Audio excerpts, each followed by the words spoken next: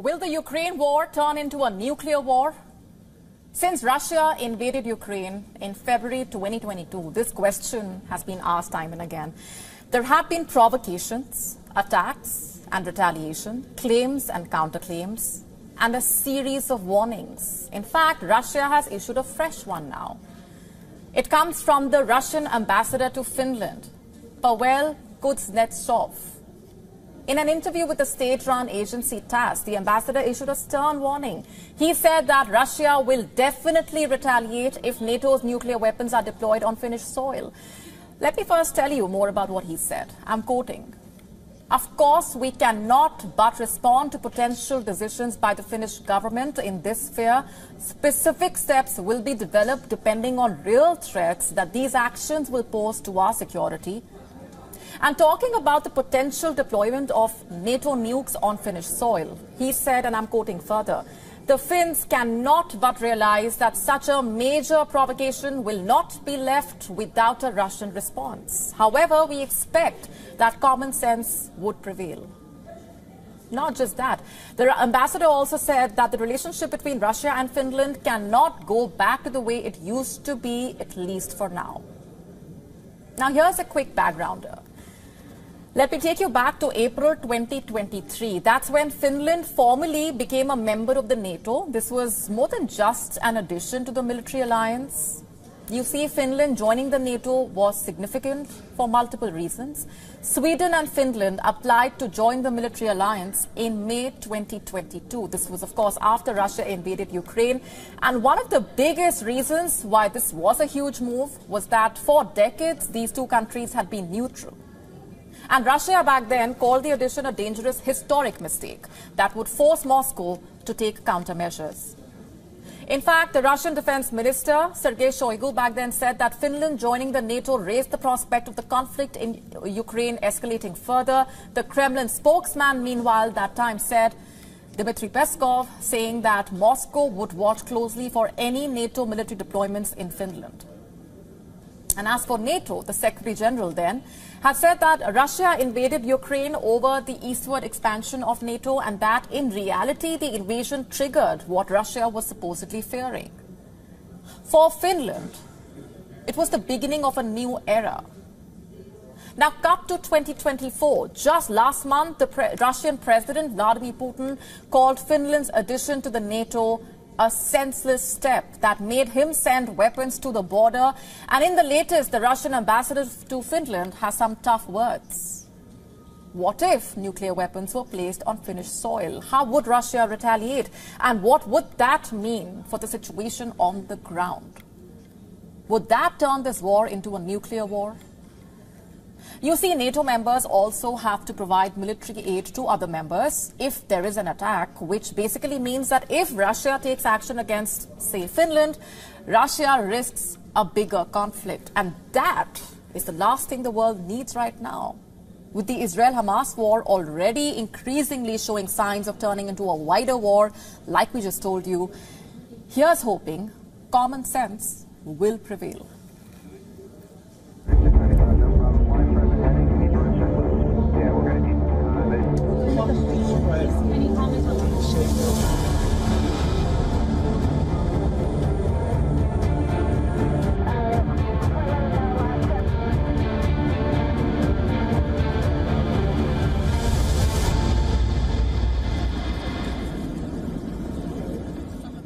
I don't remember the last time we managed to get through a week without reporting on Boeing's faulty planes.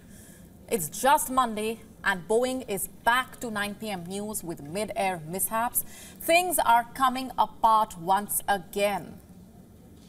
It began with a plug door, then a tire, a part of the fuselage, then disappeared mid-air. And now we have an engine cowling coming off.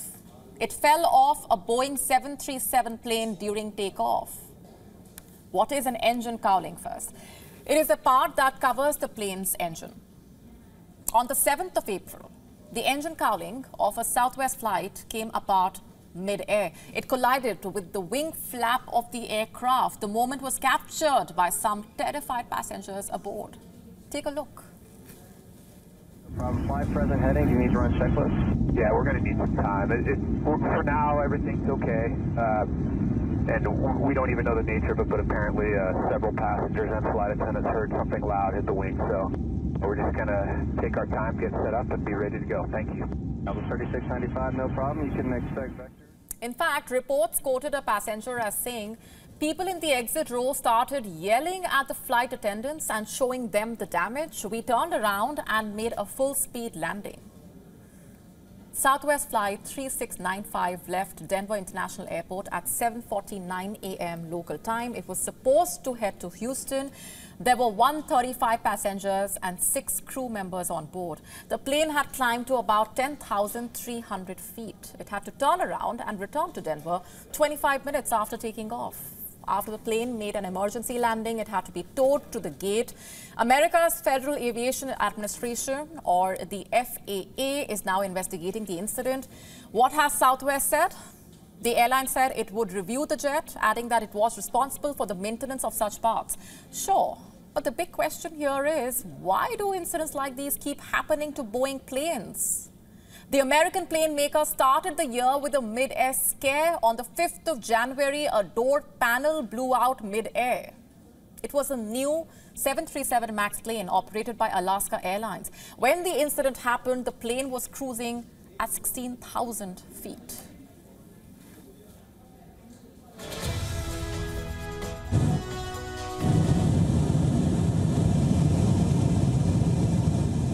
This wasn't even the emergency door. We're at the end of the plane, so the emergency door is right there. It was just a piece of the plane. Thankfully, no one was injured. Concerns increased. United Alaska found loose parts on 737 MAX planes. Inspections were conducted in India as well. Parts were found missing from Boeing 737 MAX planes. Airlines like Alaska and United also reported concerns. Few weeks ago, the CEO, Dave Calhoun, then announced he would be stepping down by the year end. In his letter, Boeing CEO Calhoun called the Alaska Airlines 1282 accident a quote-unquote watershed moment for Boeing, adding that we must continue to respond to this accident with humility and complete transparency. We also must inculcate a total commitment to safety and quality at every level of our company. Just last week, we learned that Boeing paid $160 million to Alaska Air as compensation for the losses that the airline suffered as a result of the grounding of the fleet. We also learned that early this year, Boeing's outgoing CEO gave up a $2.8 million bonus on the heels of the Alaska Air incident. But to what end? I mean, while these financial compensations, sacrifices may seem generous to some, how is either of that guaranteeing passenger safety? It's not. My point here is very simple. This is a story about passenger safety. Every week, we are forced to come face to face with the safety problem with Boeing planes. Every day, millions of people fly Boeing planes. At any moment, at this very moment, some 500,000 people are estimated to be in the air on a plane. Many are flying Boeing planes. Where is the guarantee that these passengers are safe? No one was injured in the Southwest incident, thankfully. It was a closed shave, much like the other Boeing disasters this year. In March, a tire of a Boeing plane fell off mid-air. There were 235 passengers, 10 flight attendants, 4 pilots on board the United Airlines plane flying from San Francisco to Osaka. The plane was forced to make an emergency landing.